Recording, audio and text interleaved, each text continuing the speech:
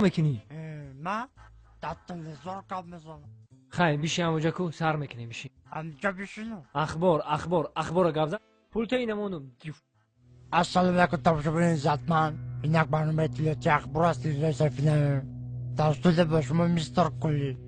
هفته سپیشل در شهر دوشنبه در چششون کرده. در نزدیکی این ویدی دو دوست را دستگیر کردند. صدرالدین نجمی و بهرام غفوری ساعت 12 شب به نیت غارتگری از خانه بیرون شده و خانه عبیدالله سعدالله حمله کردند.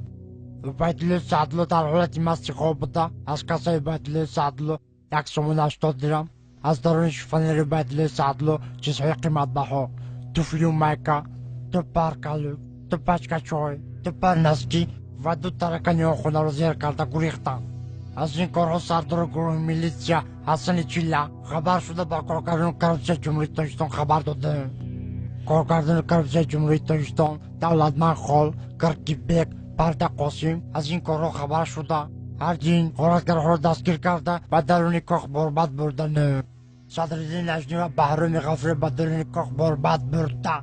صدرالدین نجمیدین زدن